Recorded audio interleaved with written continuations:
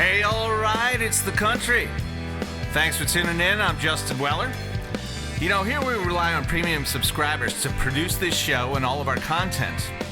If you like what we're doing, would you consider heading over to www.thecountry.news, where you can become a premium subscriber for just $5 a month. Please also subscribe wherever you're watching or listening to this show, and follow us on the X, where you'll find us under the handle @JWTheCountry. Thanks so much. Now on to the show. Good evening. There's breaking news of a major influence scandal out of Iran. The U.S. march to war in Ukraine sounds eerily familiar, but we begin tonight with Matt Gaetz and the looming government shutdown.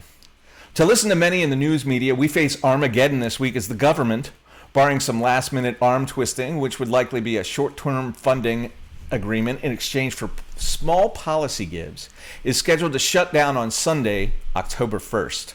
This comes as the Speaker of the House, Kevin McCarthy, faces increasing pressure from Republican members to deliver the promises he made in order to get the job as Speaker in the first place. Matt Gaetz, a rising star in the Republican circles and on cable news, is leading this fight as he did with Mr. McCarthy's speakership votes. In fact, the federal government has shut down just 21 times since 1976. Or just over once every 2 years. It happens regularly enough that most Americans don't really notice, and the bureaucracy has invented ways to keep large swaths of the government open regardless. Checks will be in the mail, soldiers will be at their posts, the wonderful FBI and DEA will be working cases. So the looming shutdown is really a metaphor for the tortured dysfunction of Congress, whose members also love to use these potential and real shutdowns to bludgeon the other side and score political points. I'm often reminded of President Reagan, who presided over the largest number of shutdowns in history, 8 times during his presidency. The government was shut down, the most of any president. Here are some of his thoughts on the matter. Quote, "You can't be for big government, big taxes, and big bureaucracy and still be for the little guy. And even better, no government ever voluntarily reduced itself in size. Government programs, once launched, never disappear. Actually, a government bureau is the nearest thing to eternal life we'll ever see on this earth." End quote. Now, the current kerfuffle is centered around the promises Speaker McCarthy made in January in order to win the gavel. He promised, among other things, to schedule individual votes on each of the 12 appropriations bills and exclude earmarks from such bills.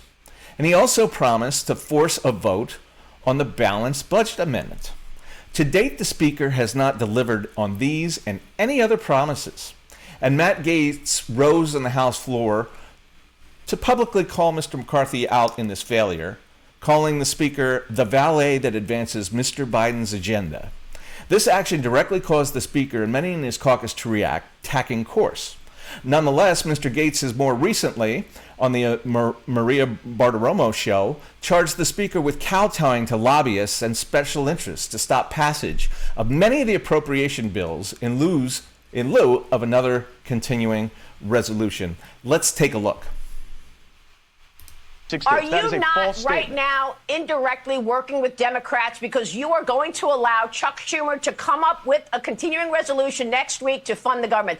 That's what your actions are doing. That's why some people feel this is a personal vendetta you have against the Speaker.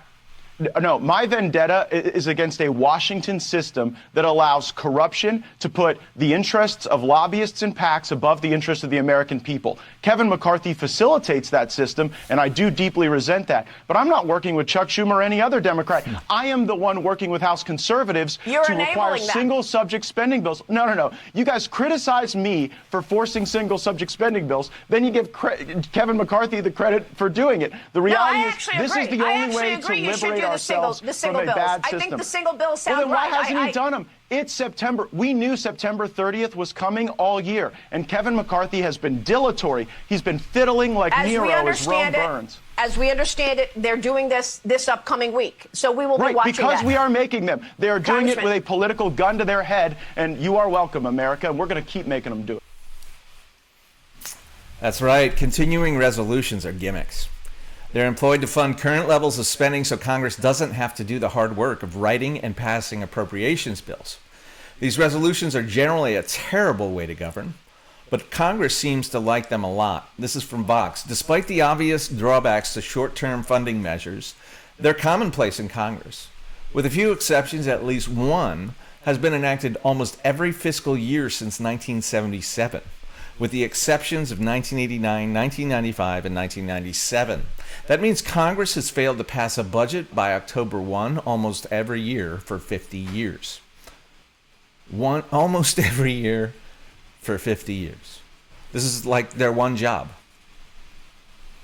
Today, the Speaker is working to advance 4 appropriations bills through the House, which include conservative-leaning appropriations for defense, agriculture, state, and homeland security. If these were to pass, they would need to be approved by the Senate and signed by the President before Sunday to protect these departments from the shutdown.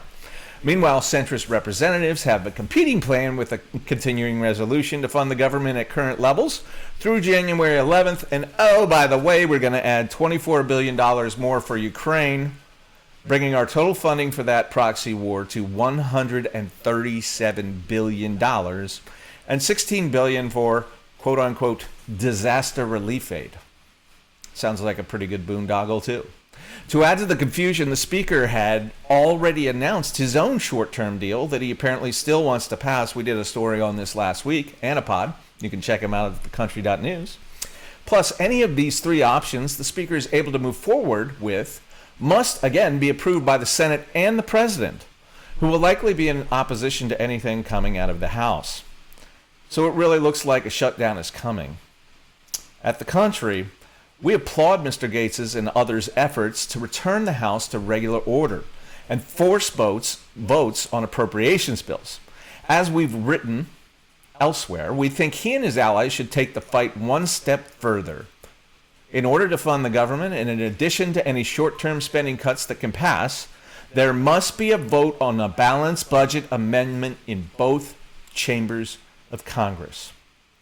The only argument against forcing a shutdown are political. Politicians and their allies afraid they might lose power, meaning they may not get reelected. To any of these representatives, we'd like you to ask yourself, don't bother answering me, ask yourself, what is the purpose of having power if not to use it? Do you think the American people elected you to focus on your own reelection as your top priority?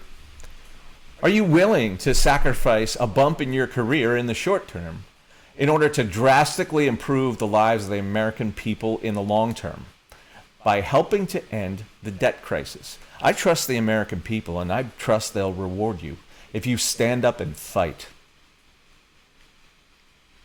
Now, Mr. Gates knows the answers, has his answers to these questions.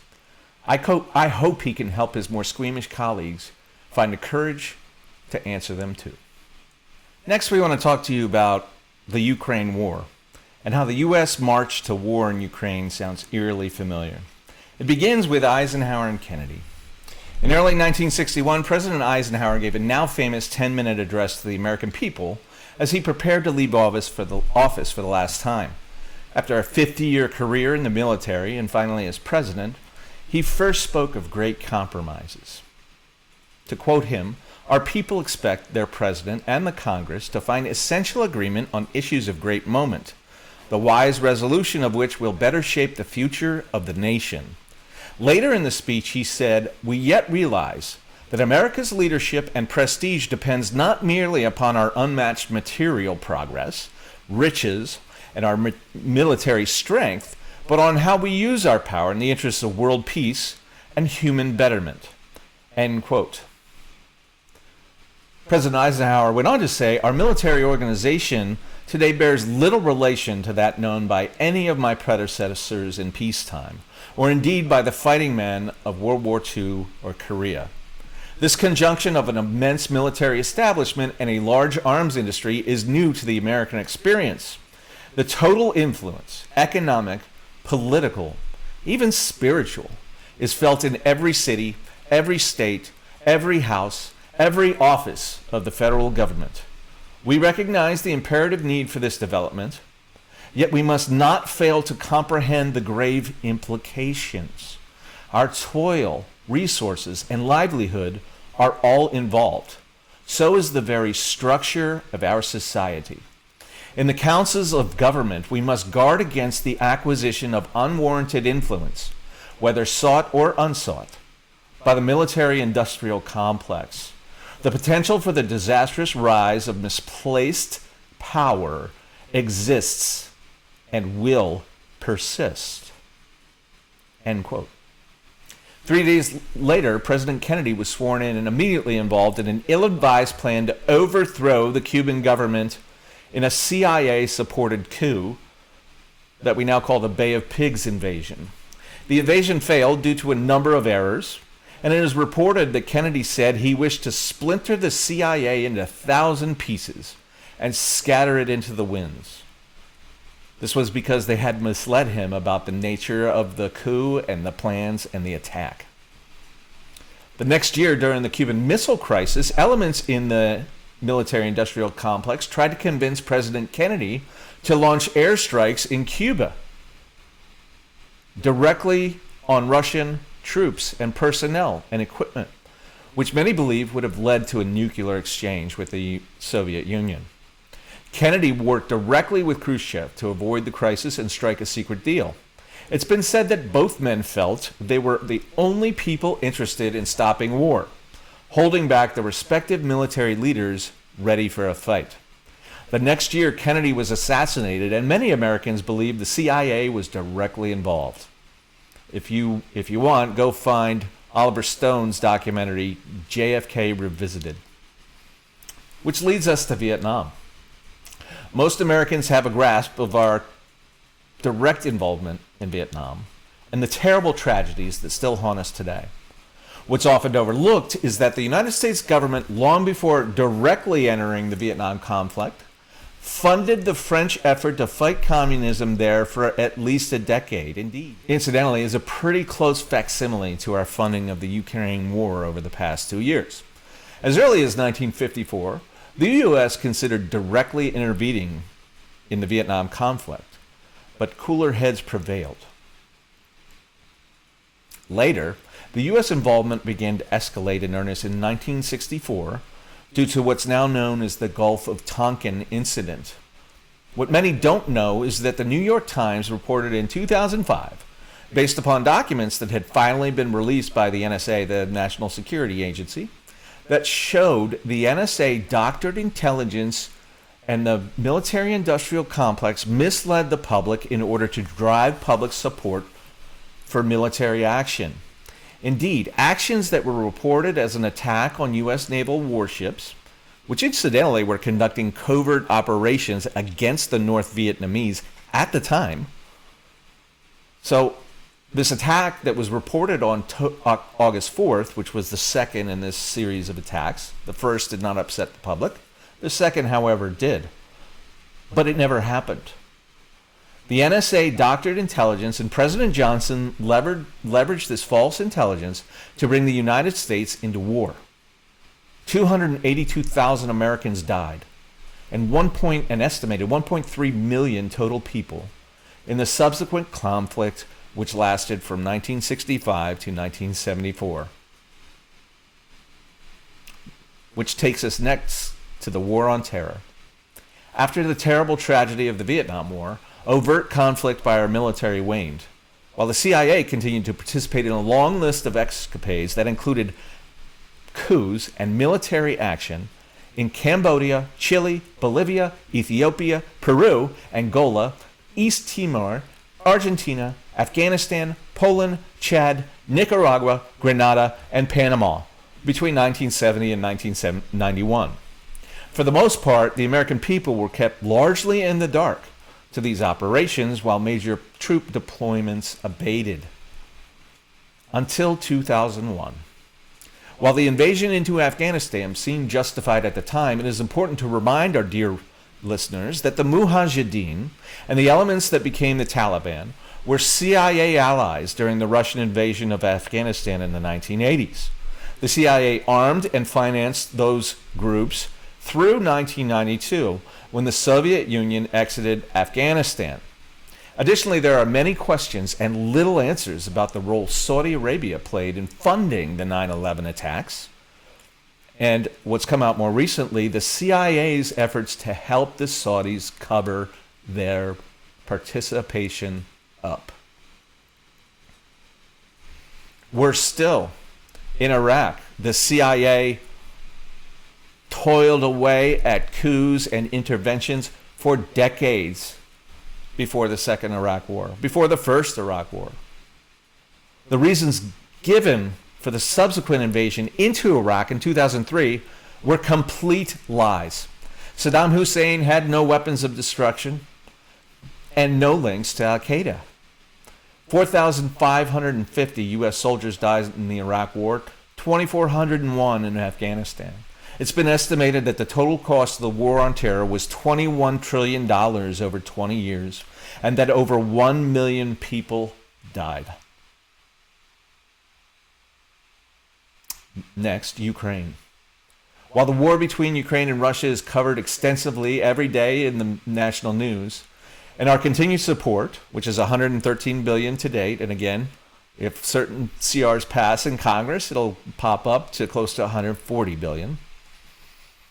That support is a hot topic of debate across the nation.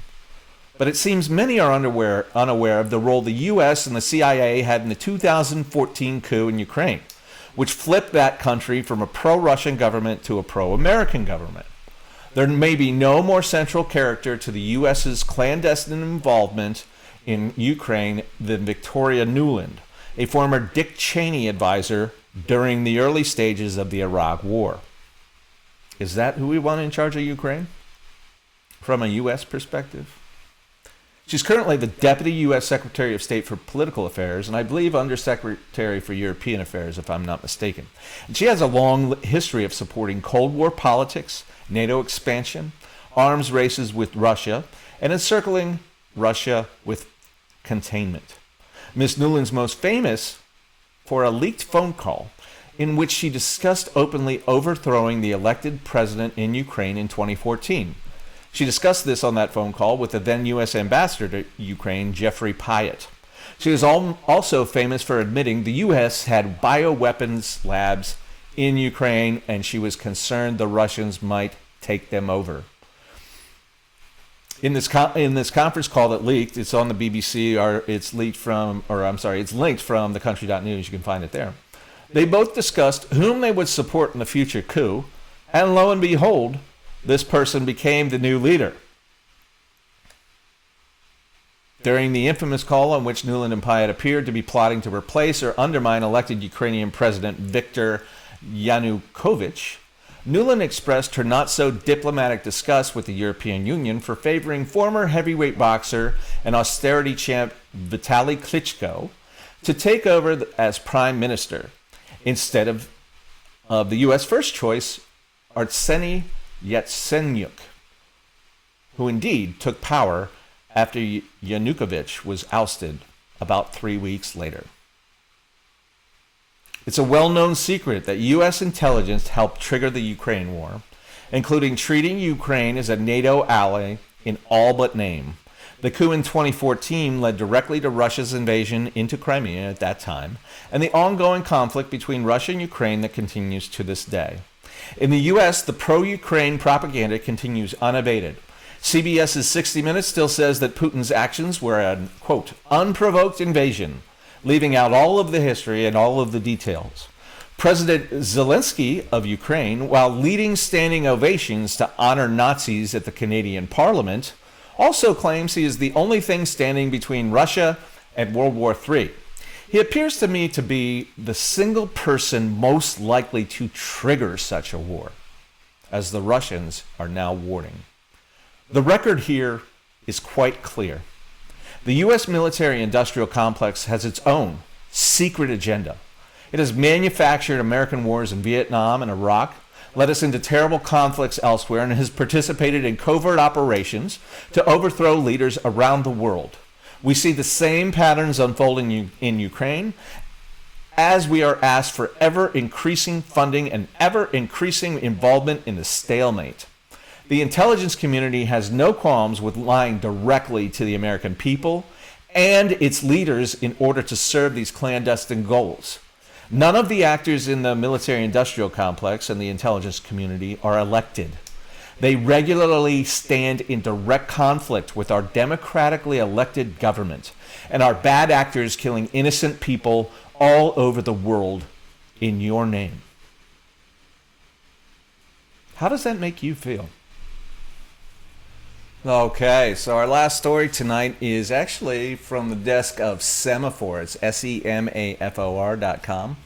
And this is an article that just broke this morning from Jay Solomon there. It's called Inside Iran's Influence Operation. And with thanks to them, we're going to read you some of his article. So in the spring of 2014, senior Iranian foreign ministry officials initiated a quiet effort to bolster Tehran's image and positions on global security issues, particularly its nuclear program, by building ties with a network of influential overseas academics and researchers. They called it the Iran Experts Initiative.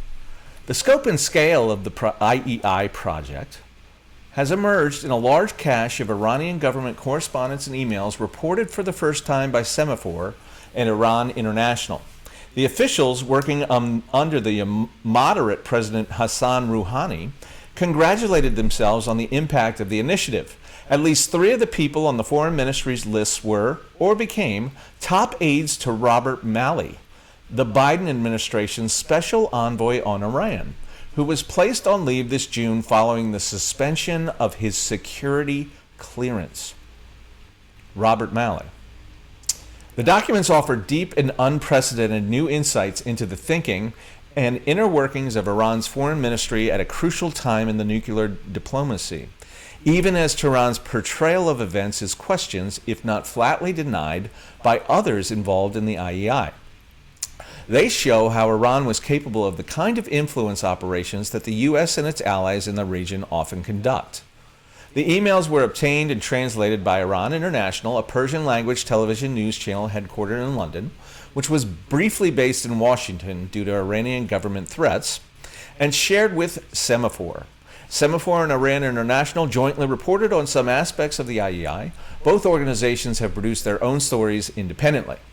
The communications reveal the access Rouhani's diplomats have had to Washington's and Europe's policy circles, particularly during the final years of the Obama administration through this network. One of the German academics in the IEI, according to the emails, offered to ghostwrite op-eds for officials in Tehran. Others would at times seek advice from the foreign ministry staff about attending conferences and hearings in the U.S. and Israel.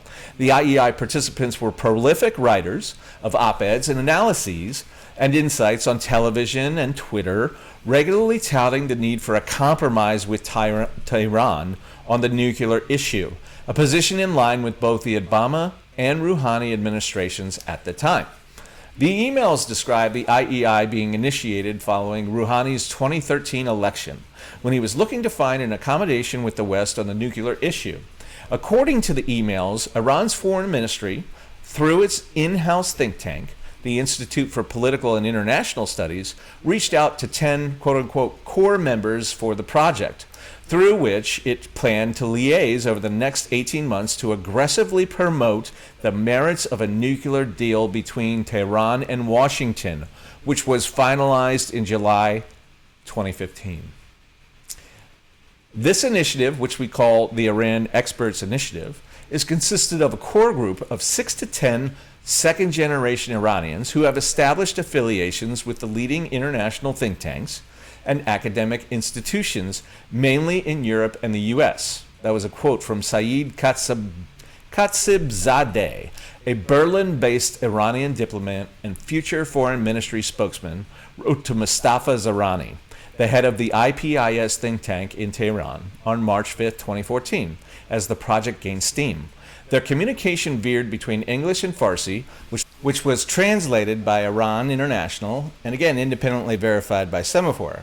Khatibzadeh wrote again a week later on March 11th and said that he had gained support for the IEI from 2 young academics, Ariane Tabatabai and Dina Esfandari, following a meeting with them in Prague. We 3 agreed to be the core group of the IEI. Tabatabai currently serves in the Pentagon as the Chief of Staff for the Assistant Secretary of Defense for Special Operations, a position that requires a U.S. government security clearance.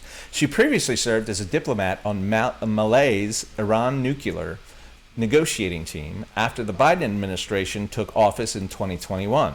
Esfandiari is a senior advisor on the Middle East and North Africa at the International Crisis Group, a think tank that Malay headed from 2018 to 2021. Tabatabai and Esfandiari didn't respond to requests for comment on the IEI. Esfandiari's current employer, the International Crisis Group, confirmed her participation in the initiative, but the crisis group, which promotes conflict resolution globally, said the IEI was an informal network of academics and researchers that wasn't overseen by Iranian Foreign Ministry, and that it received funding from a European government and some European institutions, which they declined to identify. The emails discussing the IEI were part of a trove of thousands of Zahrani's correspondence that Iran International obtained. These include passport copies, resumes, invitations to conferences, airplane tickets, and visa applications. It is not clear how complete the comprehensive documents are concerning the IEI.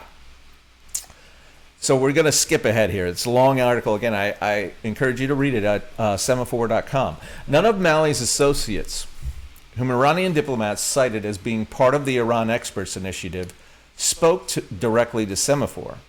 But Vyaz's and Esfandiari's current employer, the International Crisis Group, has a significantly different understanding of the IEI and Tehran's role in it. Eliza Jobson, Crisis Group's chief of advocacy, said the IEI was an informal platform that gave researchers from different organizations an opportunity to meet with IPIS and Iranian officials, and that it was supported financially by European institutions and one European government. She again declined to name them. Quote, to spell it out a bit more, it was a means to facilitate research discussion and not a more formal entity where participants could be directed by anyone, she said. She goes on, the fact that participants were from a host of different think tanks demonstrates that it was merely an informal platform.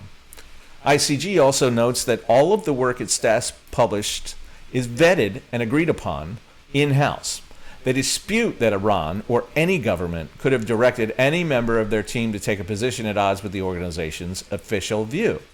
Another European think tank, the European Council on Foreign Relations, confirmed that one of its senior fellows, Eli Garanmaye, also took part in the Iran Experts Initiative. An ECFR spokesman said a European government backed the IEI but didn't identify it and stressed that the think tank always covers the, quote, core costs of its staff's research trips. Quote, as part of its efforts to inform European policy, ECFR regularly engaged with experts and think tanks across the world, including through research visits and workshops, end quote, the spokesman said.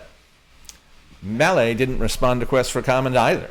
Both the State Department and Pentagon declined to comment on the substance of the correspondence related to the IEI, but said they support Ariane Tabatabai and the vetting process involved in the approval of her security clearance. Quote, Dr. Tabatabai was thoroughly and properly vetted as a condition of her employment with the Department of Defense. We are honored to have her serve. Quote, end quote, the Pentagon said in a statement. So this is all very fishy. It seems to me that Iran was using its influence through third parties to influence American stance on the Iran nuclear deal, which is quite troubling. I hope Semaphore continues to cover this. Well, that's our show for today. You know, we rely on premium subscribers to produce this show and all of our content. If you like what we're doing, you like what you just watched, you consider heading over to www.thecountry.news, where you can become a premium subscriber. Because we're just starting out, we're not locking down any content. Everything that's on our website is free for now. But at some point, we do need your help. So if you could go over there and subscribe, we'd sure appreciate it. That's all we have today. See ya.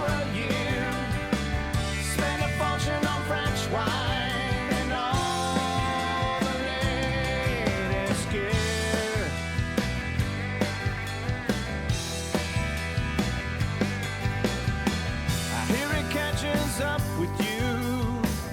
Pretty soon they'll be begging you to support this and that and give it all away. But we'll stay in the country. Now eyes watch what we do.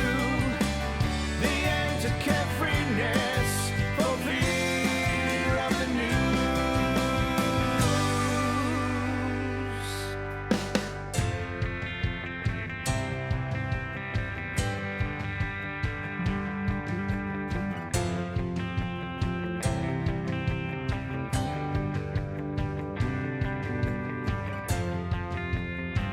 Listen, can you hear him saying?